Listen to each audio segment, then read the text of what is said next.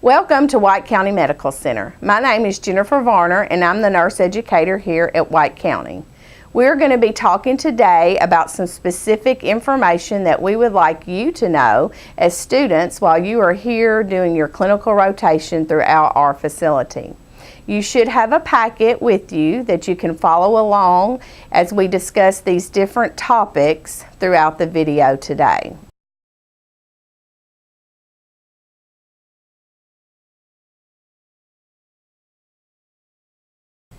In your packet, you have a copy of White County Medical Center's current dress code policy. Anytime you're in our facility, you are required to follow our dress code policy, as well as your school's dress code policy. If at any time one policy is stricter than the other, then you always need to follow the stricter policy. For instance, our policy here at White County allows nursing students and associates to wear 2 earrings in the ear. If your school only allows you to wear 1 earring, then you would only wear 1 earring, following the stricter policy.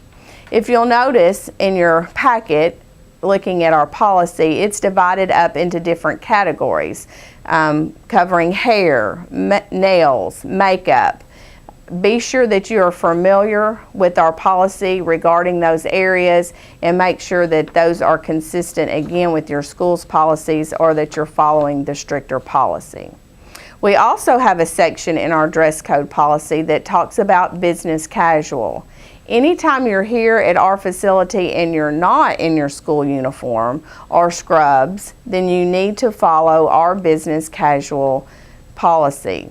Anytime you're wearing business casual attire, you want to be sure that you have on your lab coat and your name badge. For females, business casual requires dress pants, khaki pants, slacks, no blue jeans or denim, no cargo style pants, a modest top. You always want to be sure you have socks or hose on with closed-toed shoes in any of the patient care areas. For males, you must wear a collared shirt tucked in with a belt with your khakis or dress pants. Again, no blue jeans or denim at any time in any of the patient care areas. Anytime you're in business casual, it is important to wear your lab coat. You always want to be sure you have your name badge on. Anytime you're here for clinical or picking out your patient and you stop by the cafeteria, if you have your name badge on, you will get a 30% discount off in the cafeteria.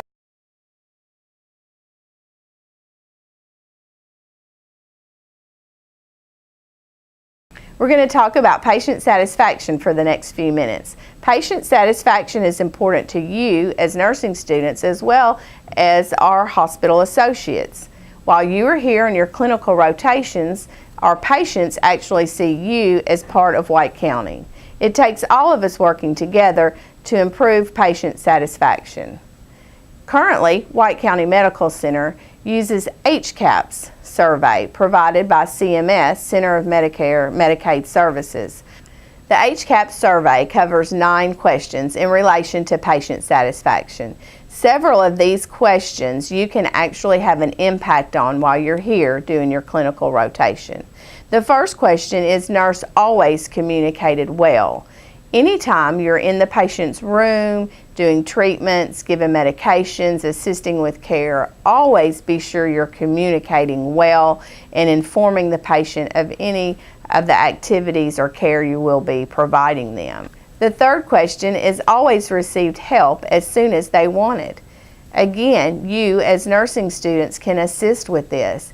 Anytime you see a patient's call light on, a family, a visitor needing assistance, always offer your assistance, even if it's something that you yourself cannot do. If at any time you have to get a nurse or someone to assist you, always follow up.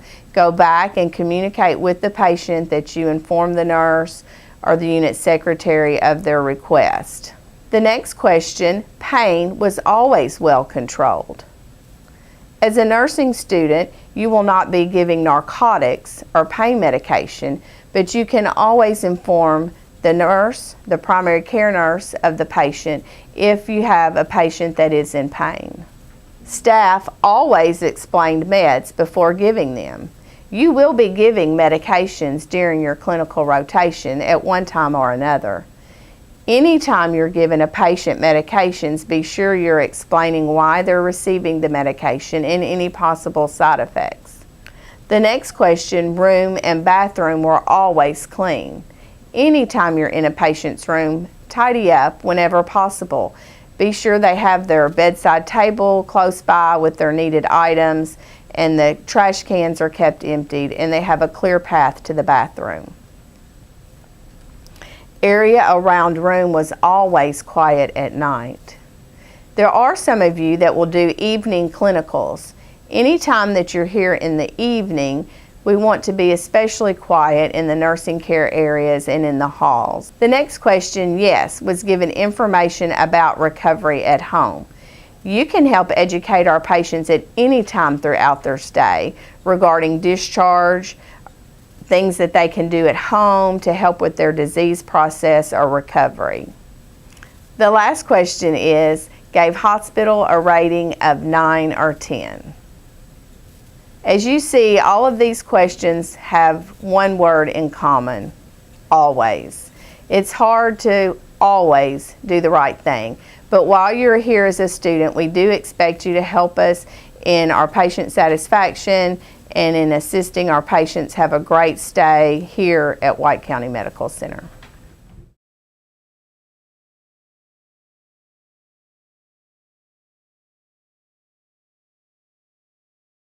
White County serves as a clinical rotation area for several students, different types of students, different schools. While you are here as a nursing student, we expect you to be respectful of others, other nursing students. We may have pharmacy students, we may have radiology students, physical therapy students. You may be working on a nursing station where we have nursing assistants in training.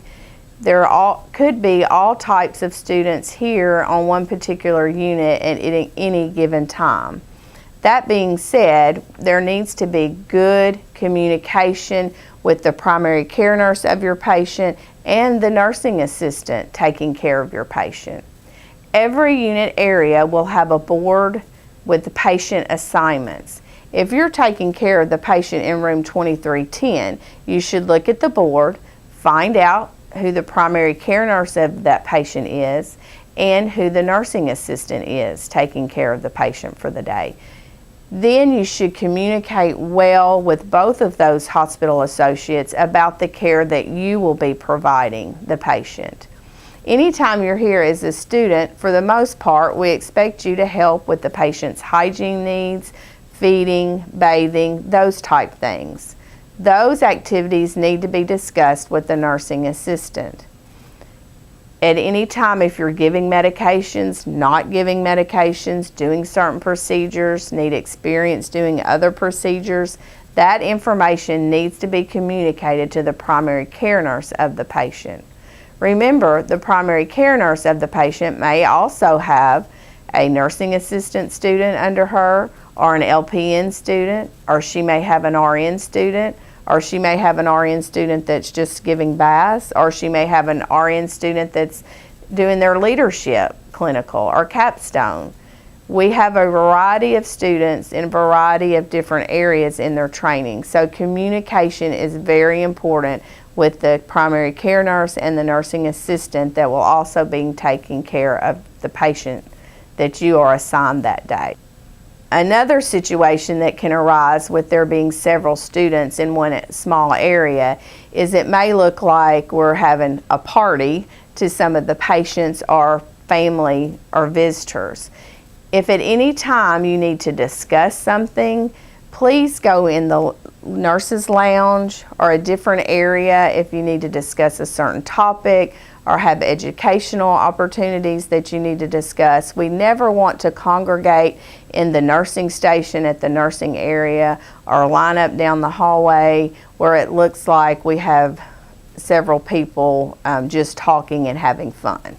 Even though that may not be what you're doing, that sometimes that is the impression that others will have.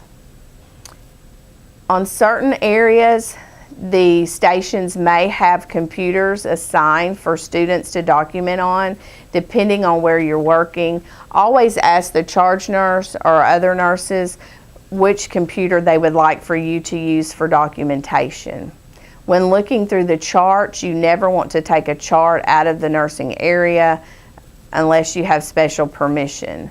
Again, we may have other hospital associates that need to look at the chart, case managers, social workers, physicians, so we need to always be sure that we have the chart handy and readily available. Professionalism is very important here at White County, and we want to make sure all of our associates and students are reacting respectfully and professionally every day.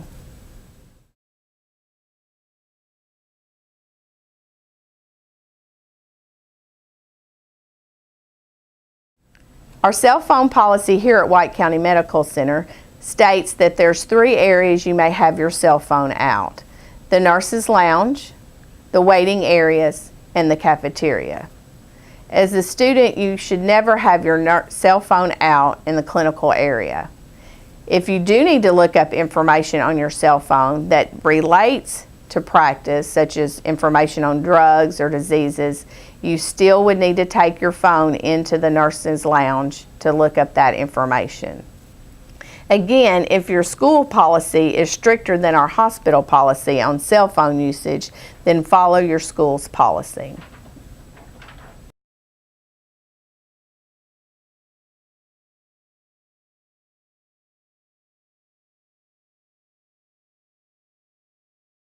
We are a smoke-free facility.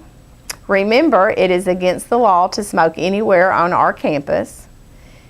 You, as a nursing student, should of course not smoke on our campus. If you have a patient ask you to go smoke, it's best for you as a nursing student to refer that patient to the nurse, the primary care nurse of the patient.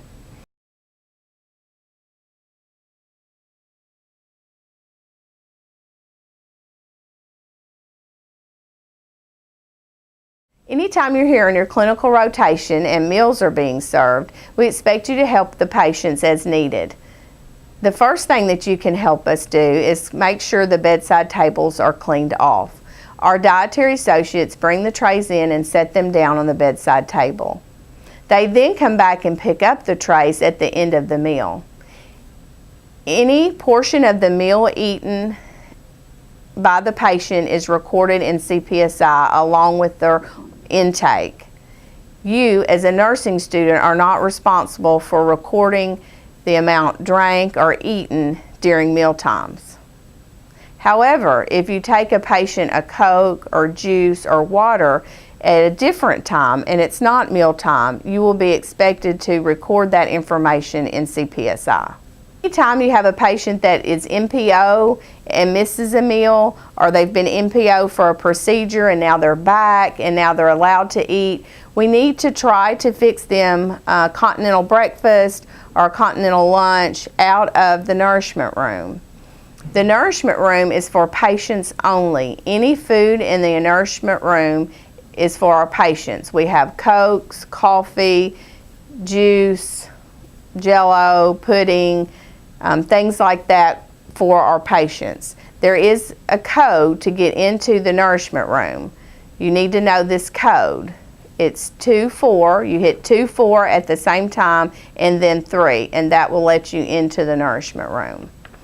If what you need for your patient is not in the nourishment room, then you can ask the unit secretary to order a late tray, an early supper, or a late lunch. But it's best if we can try to fix them something out of the nourishment room to tide them over until the next meal. Always be mindful of your patient's diet, if they're on a special diet, a restrictive diet, and be sure that you're in compliance with whatever diet the physician has ordered anytime that you're fixing them food or bringing them food out of the nourishment room.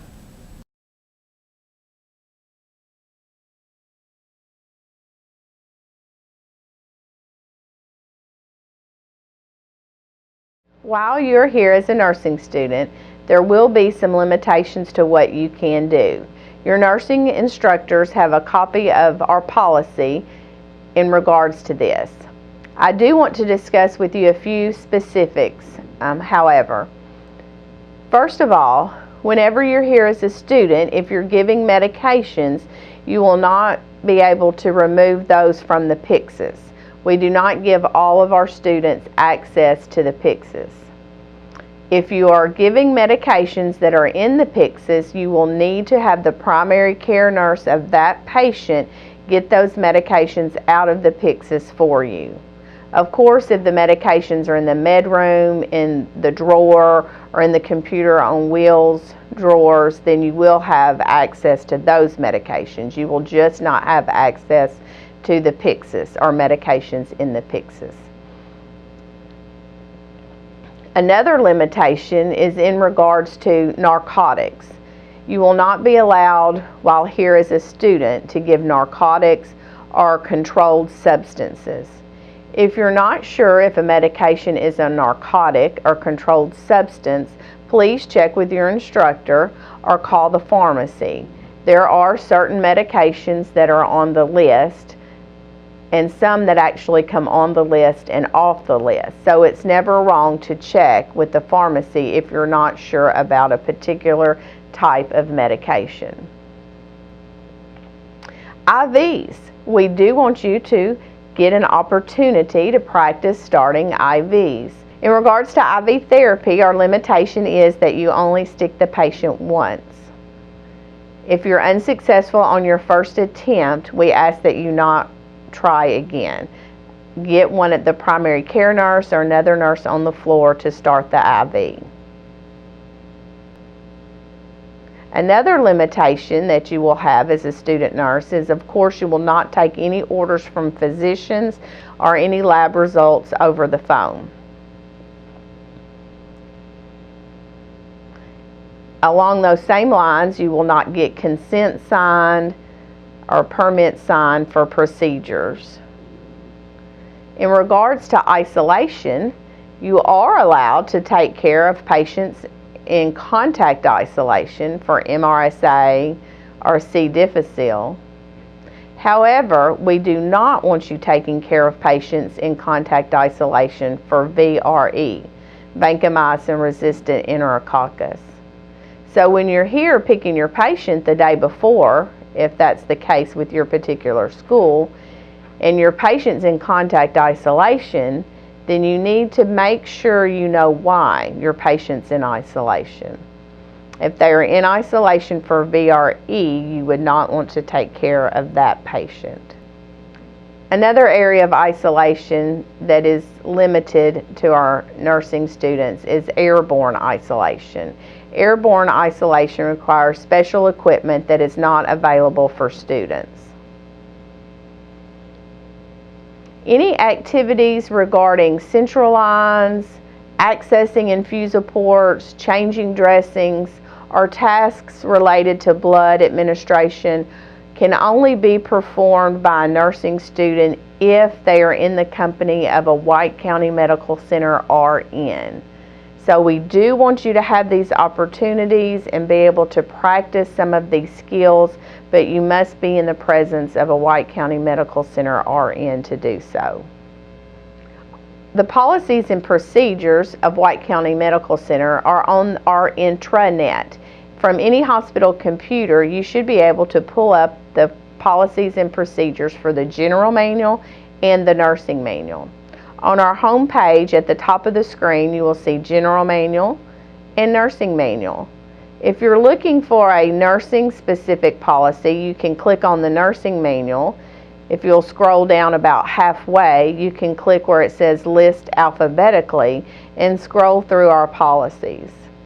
If one policy affects 2 or more departments, it is typically in the general manual. So some policies that you may think are specific to nursing may actually be in the general manual. The same procedure would be to scroll down half the page, click on where it says list alphabetically, and it will list those policies for you alphabetically. Here at White County, We don't have a policy for every single thing. So if you would like more information or you're looking up a procedure or skill that you can't find a specific policy on, we use our clinical skills manual called Perry and Potter. There should be an 8th edition, that's the latest edition, an 8th edition on each area. You are welcome to use that to research any skills or procedures that you might be uncomfortable with or new to. If you're working in a specialty area, there may be unit-specific policies on the actual floor. Ask the charge nurse, nurse manager, or RNs in your area if there is a book for specific unit policies. Anytime you're unsure about a new procedure or skill, always refer to our clinical skills manual or policy.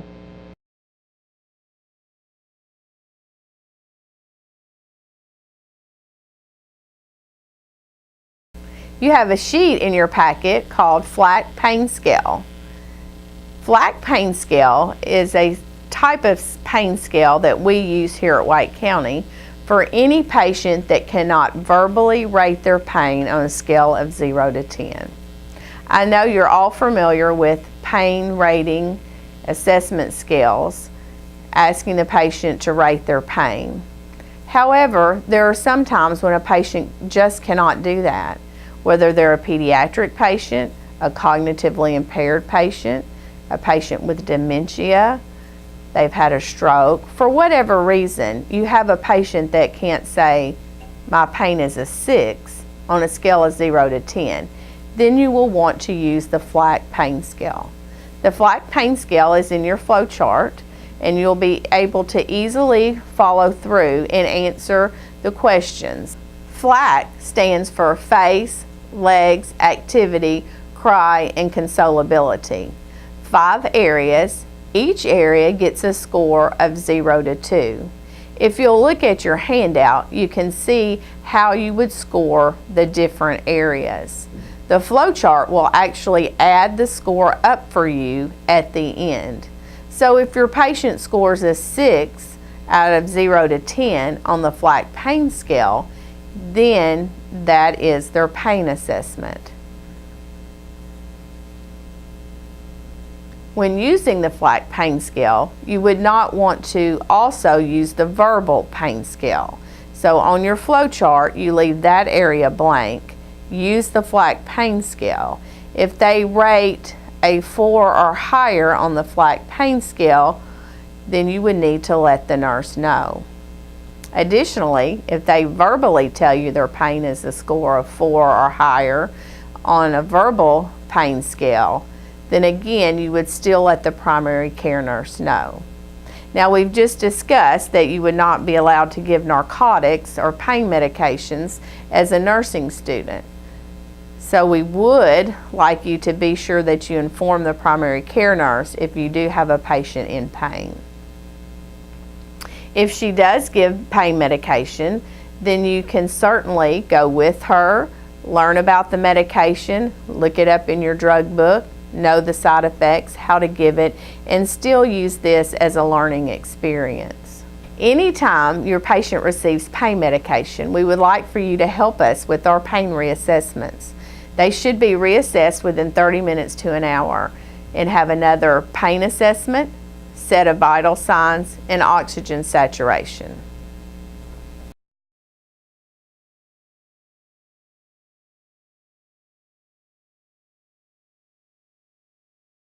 There is a sheet in your packet titled Vital Signs. The top half of the sheet gives you the standard vital sign times for each specific area. Always check your patient's chart and your patient to make sure that they are not on more frequent vital signs. These are standard times. If your patient has had a procedure or is on a special medication, then their vital signs might actually be more often. If you will look in the center of your page, it talks about abnormal vital signs. Anytime your patient has an abnormal vital sign, that is to be reported to the primary care nurse. Always look at your patient and your patient's chart for their vital sign trends. What is normal for your patient? You might have a patient whose vital signs at this particular time is 150/80. That's not abnormal according to your sheet. But if your patient's normal vital signs or normal blood pressure is 100/60, then that would be abnormal for that patient. So always look at your patient's vital sign trends, what's normal for your patient. And if at any time you have an abnormal vital sign, whether it's in regards to what's on your sheet or what is abnormal for your patient, you always want to be sure that you report that to the primary care nurse as soon as you're completed taking your vital signs. Your vital signs are then documented into CPSI. You always want to be sure that you document the exact date and time that you took the vital signs. For instance, if you took your patient's vital signs at 9 a.m., but you aren't sitting down to chart them at the computer until 11 o'clock, then you want to be sure that you change the date and time, or the time, so that it reflects the exact time that you took the patient's vital signs. It's always important that the medical record is an accurate reflection of what is going on with your patient at any given moment.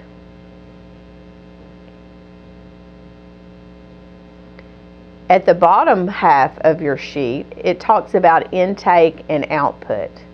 Every patient at White County Medical Center is on I&O.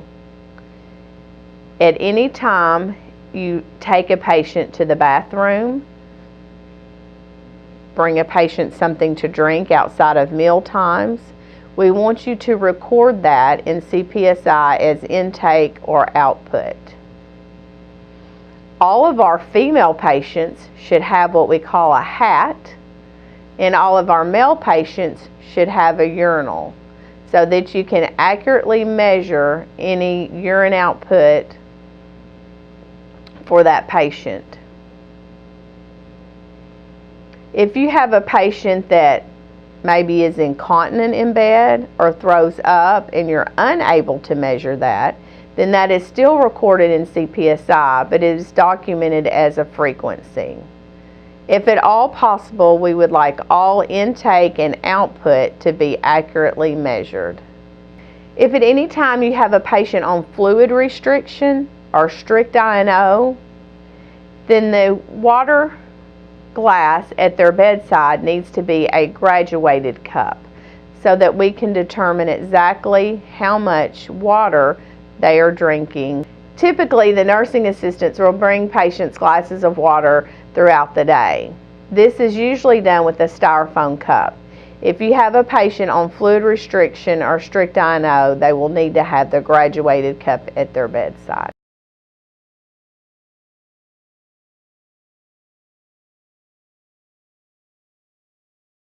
You also have a sheet in your packet titled Telemetry.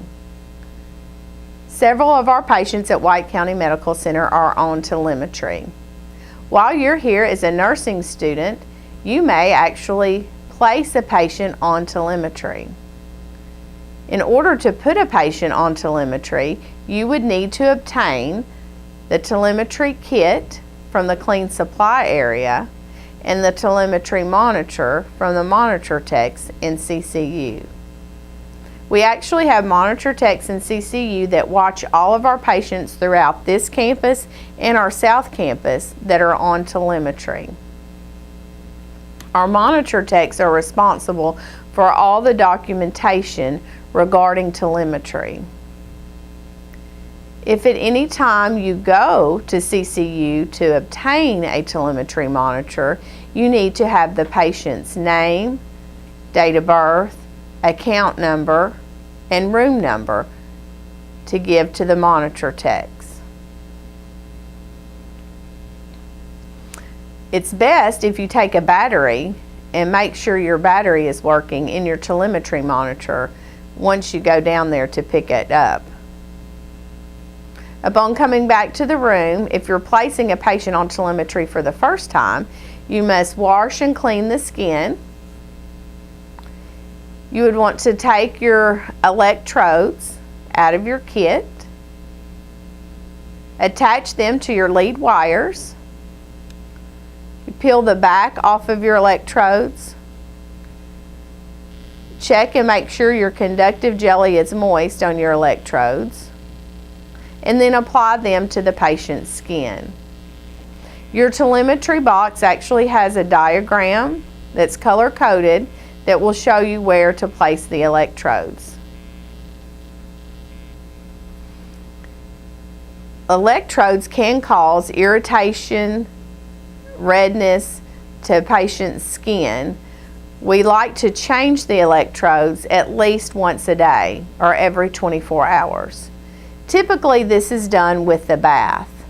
So if you are here during your clinical rotation and you're giving your patient a bath or doing AM or PM care, we would like you to change the electrodes. You would do that in just the way I described. This will help decrease irritation and redness to the patient's skin. If your patient requests to take a shower, then there must be an order on the patient's chart from the physician that says the patient may shower while on telemetry. If you are getting the patient into the shower, you would first let the monitor tech know in CCU.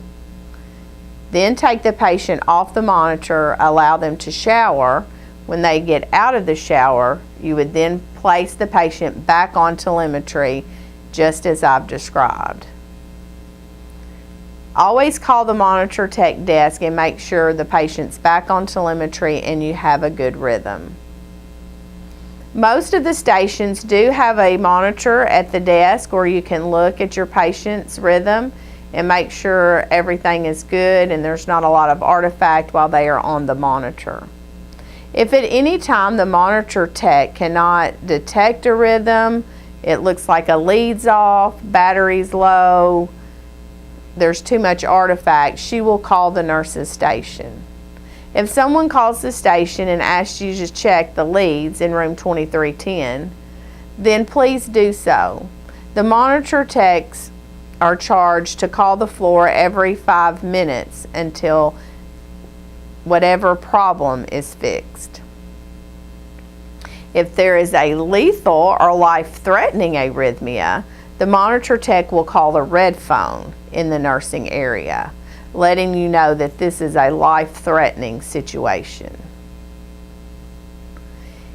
Anytime you have a patient on telemetry that's leaving the room for a procedure, to go to another department, to go outside with a family member for whatever reason, you always want to make sure that the monitor tech knows where the patient is.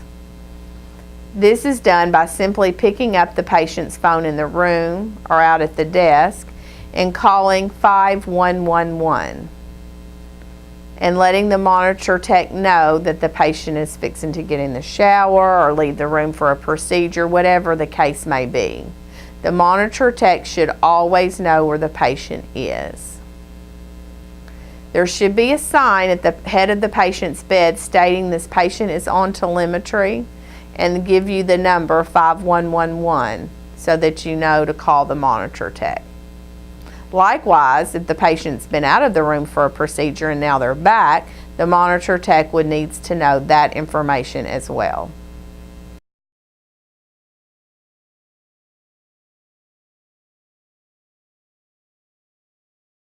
You also have in your packet the current patient safety goals that we are focusing on at White County Medical Center. Please read through these goals and make sure that you are familiar with them. We're going to talk a little more in depth about fall safety or fall prevention. At White County Medical Center, we do a fall risk assessment tool on every patient. We do it on admission, every day on the day shift, if there's a change in their level of care, or if they have a status or condition change. Based on the numerical score from their fall risk assessment tool, they are then placed in a level 1, 2, or 3 fall precaution. The fall risk assessment tool is fairly self-explanatory. We do have some questions, however, from time to time on the last two sections, medications and environmental procedures. If they are on one medication or all of the medications listed, it's still just 5 points. The same thing with the last section. If they have a chest tube and a PCA pump, it's still just 5 points. Your flow chart will help you add up your total score on your fall risk assessment tool. If your patient has a score of 0 to 5 on their fall risk assessment tool, then they're a level 1. For all our level 1 patients, we do our basic safety precautions that you've learned in school. Bed in low locked position, call light in reach, personal belongings in reach, path to the bathroom clear, no slip footwear on, those type things. When patients score 6 to 14 on the fall risk assessment tool, then they're a level 2. For our level 2 patients, we do all the things we mentioned and that are on your sheet for level 1, but we do some additional things for level 2. You would then need to get your fall prevention kit out of the clean supply room. There's a magnet in the kit. We would put the magnet on the door frame outside the door. There's a sticker in the kit that we put on the patient's chart. There are yellow no-slip footwear socks that we put on the patient. And there's a yellow armband that says fall prevention that we put on the patient. You also want to be sure that you have a potential for injury in your problem list. Anytime you have a patient that's a level 2 or level 3 precaution, they should have a potential for injury in their problem list in CPSI. If your patient scores 15 or above on the fall risk assessment tool, then they're a level 3. Again, we would do all these things we've talked about for level 1 patient, the additional things for level 2, but now for our level 3 patients, we need to think, do they need a bed alarm? Just because a patient's a level 3 doesn't mean they automatically need a bed alarm. Some of our level 3 patients may be completely alert and oriented, and you trust that they will ask you or put on their call light if they need to go to the restroom. On the other hand, some of our level 3 patients may be confused, or they may be alert and oriented and non-compliant. If you do not feel comfortable that your patient will put on their call light or ask for help when needing to get up or go to the bathroom, then that patient needs a bed alarm. Sometimes they may need more than a bed alarm. They might need a sitter. You may be in the room because you're a nursing student and unable to leave.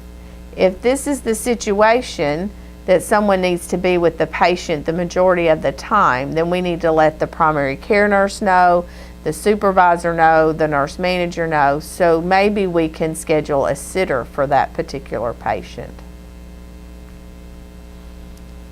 Anytime you have a patient that is non-compliant, or you have a patient on a bed alarm and maybe they turn it off, or the family comes in and turns it off, that needs to be documented. Any non-compliance or refusal to follow the fall prevention guidelines that we've set out for the patient needs to be documented.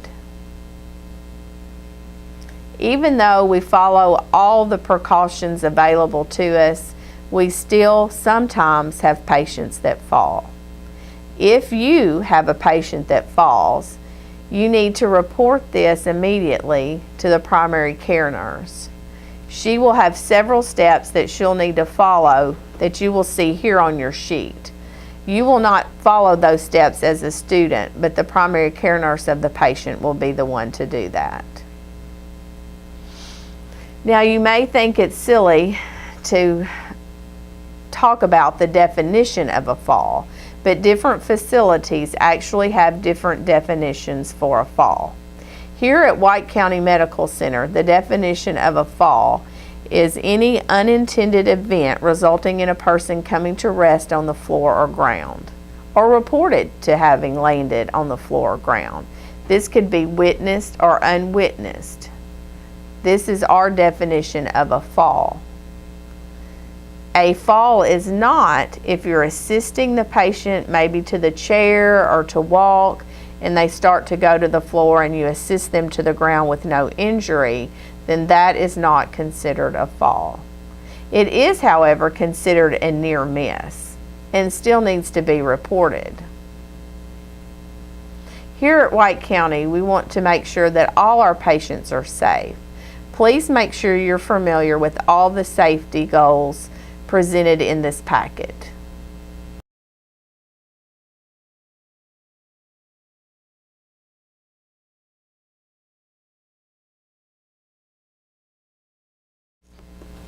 Emergency codes and preparedness.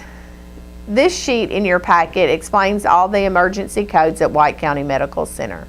We would like the students to be informed on what jobs they might assist us with during one of these code situations. Code red is fire. During a code red, we would ask that you help close the doors to all the patient rooms. If there's a patient room that's empty, then we usually take a pillow or a cushion off the couch to stick outside the door when closing the door. This signifies that this room is empty. Code blue is our code for cardiac arrest. If there's a patient in a code blue situation close to your station or on your station, if there's room, you can go in the room and see if you can actually observe the code blue situation. This can only be an educational and learning situation for you. If it's your patient that's a code blue, then you need to stay in the room and assist in whatever way possible.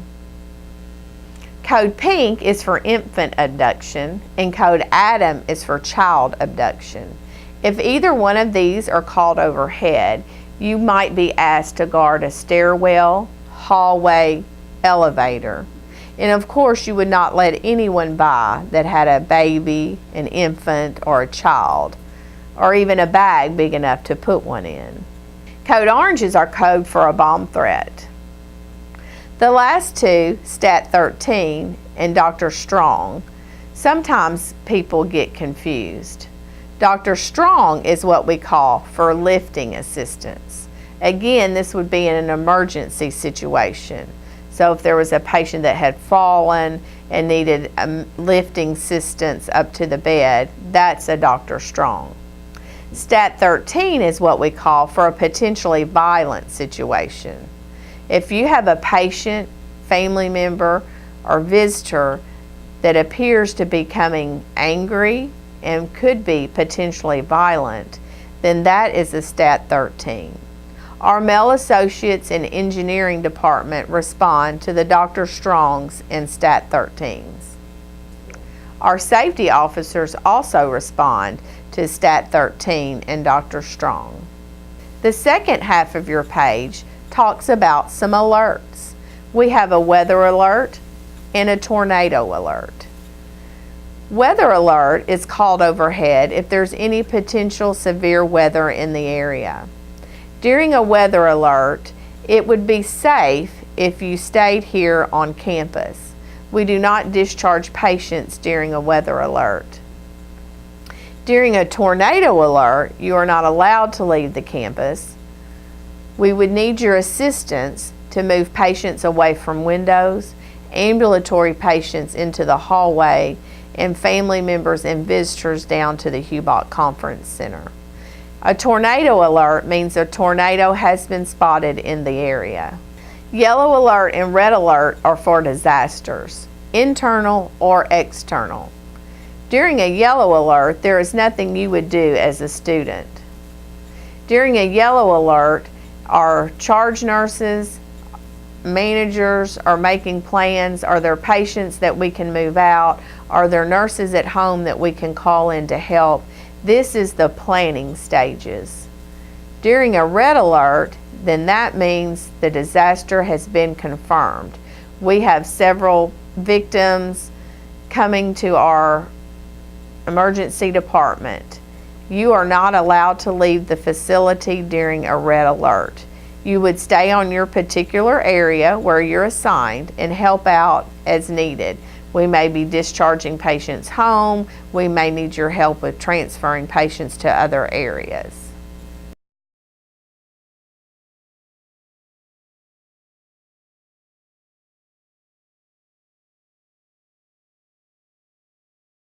Here at White County Medical Center, we put our regular trash in clear trash bags. Most of the rooms that you'll be doing your clinical rotations in will have clear trash bags. We keep the red or biohazard trash bags in our dirty room. Any contaminated trash goes in a red bag. What is considered contaminated may vary from facility to facility. Here at White County Medical Center, what we consider contaminated is any material or object that has come in contact with blood or we think may have come in contact with blood is considered contaminated. Likewise, any material or object that has come in contact with infected body fluids or we think has come in contact with infected body fluids is considered contaminated. Now, urine, feces that is not infected and has not come in, does not have hematuria or blood in it, is not necessarily considered contaminated. If at any time you're unsure if something's contaminated or not, always err on the side of caution and put it in the red biohazard bag. Any glass, syringes, needles, anything that could possibly puncture the skin is considered a sharp. All sharp items must go in a red sharps container. There is a larger sharps container on most of the areas in the med room or the dirty room that will handle any glass bottles or glass objects that you may have. If you're in a situation where you're in your patient's room, you're changing a dressing, you're taking out an IV, and all you have is the clear trash bag in the room, it's okay to put that contaminated item in a clear trash bag and then transport that to the dirty room, putting it in a red trash bag. Now, we'll talk a little bit about confidential trash. If you go to a school that allows you to take any information outside of the hospital, progress notes, something of that sort from your patient to help with your care plan, that paperwork needs to be completely de-identified. And by doing that, you will have to cut off the name, any part of the name, account number, medical record number, date of birth. No identifying information needs to be on the paper or any paper that leaves the facility. It's best not to take anything out of the facility, but if you are, make sure it's completely de-identified. At the end of the day, any information that you have that you are not taking home and not de-identifying needs to go in the confidential trash bin. There's one located on each area in each unit. Make sure any information, notes, vital signs, pieces of paper that you've written things down on go into the confidential trash bin at the end of the day. The bottom half of your sheet talks about linen disposal. Here at White County Medical Center, we do not separate our linens. All linen goes into a blue bag. all of our linen at White County Medical Center is sent out and treated as if it were all contaminated. So it actually is all laundered as if it were contaminated. With that being said, that is a very expensive process. So anytime that you're helping with AM care, bathing, tasks that require linens, we always want to be sure that we're conservative in our use of linens. When doing your bath or AM care, all the linens will be put in the blue bag. Be sure to double knot the blue bag, and then those are taken to the dirty room and placed in the hamper. Anytime you're doing a bed change, you do not necessarily have to change the blanket unless it's soiled. Change your draw sheet, the fitted sheet if it's soiled. If the blanket is clean, just fold it back and then reuse after the bath. If at any time the blanket is soiled, then obviously that would need to be changed.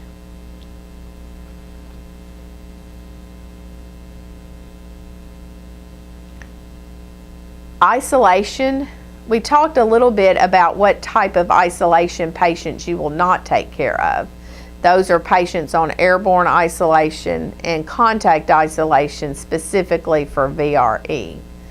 So you may have patients in isolation for droplet precautions, reverse isolation, or contact isolation for MRSA or C. diff.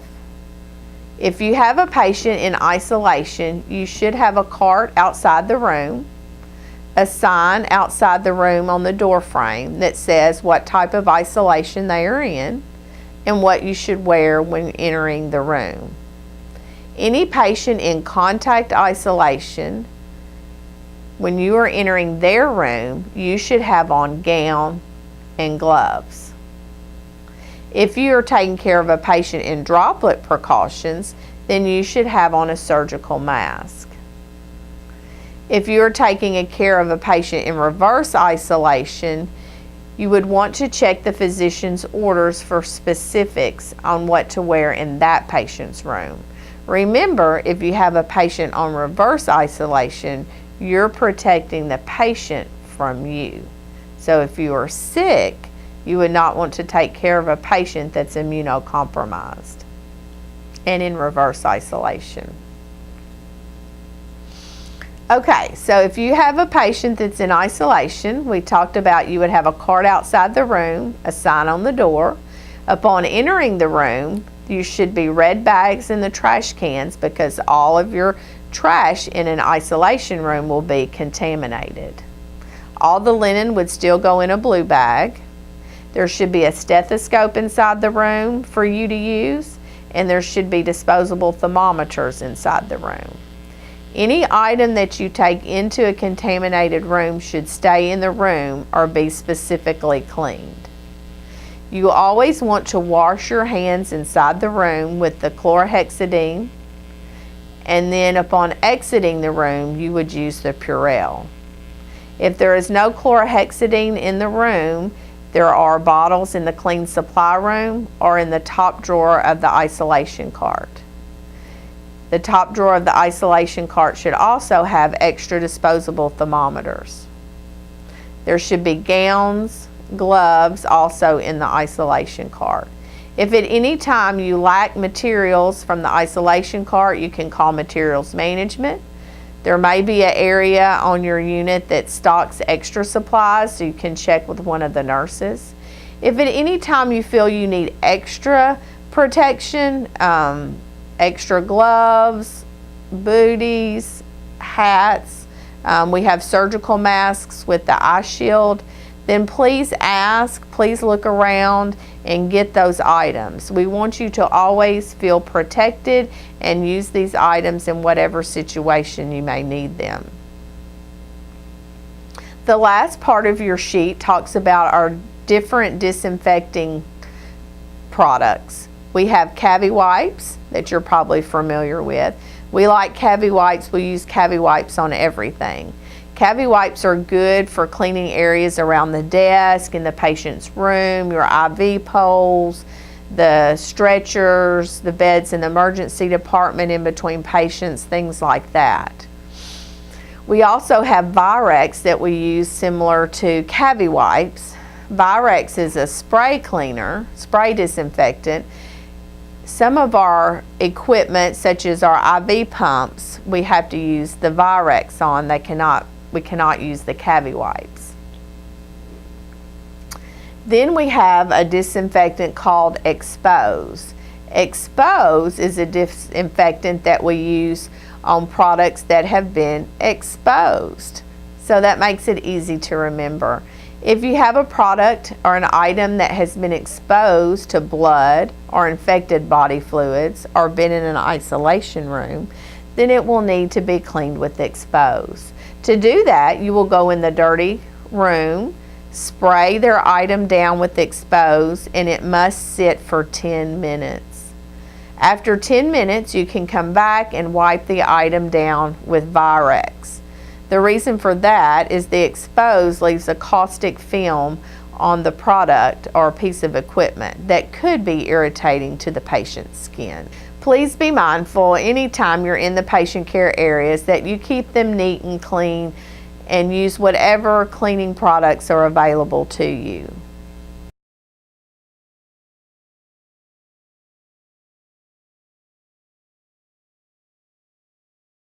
You also have a sheet in your packet about medication administration. I'm not going to go into detail about medication administration. Just please be sure you are familiar with our policy. Always remember your 5, 6, or some schools are teaching 8 to 10 rights of medication administration anytime you're giving medications at White County Medical Center. We talked about the Pyxis earlier. If you're giving medications from the Pyxis, you would have the primary care nurse take those medications out for you. This helps reduce medication errors because the primary care nurse knows that you're giving the medication. If you do come across a medication error, we want to report that as quickly as possible. We also want to report any near misses. For instance, if you got a medication out of the patient's drawer and almost gave it but didn't, you noticed it was the wrong medication for that patient, then we would want to report that as a near miss. It's always better to have near misses than actual errors reported. Here at White County, we use what's called a QA communication tool. QA stands for quality assurance, and we use it for just that. It's a system on our intranet that we fill out for any actual errors, incidents, or near misses. Then our safety committee uses that information to determine if certain processes need to be changed. I encourage you, if you come across any unsafe conditions, near misses, actual errors, or incidents, to please fill out this QA communication tool on the intranet.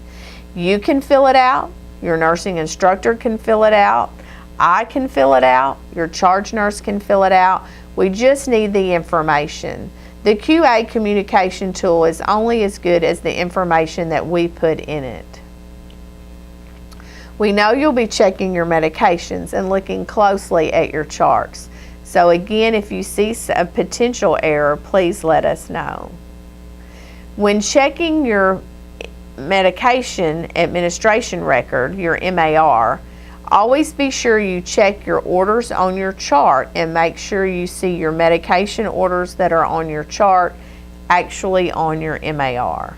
You always want to check your MAR a second time when you're getting your medications out of the medicine room or from your primary care nurse from the Pyxis. And then you would check your MAR a third time when you're giving your medications to your patient. This all helps ensure medication administration safety. Again, please review the policy in your packet and make sure you're administering your medications as safely as possible.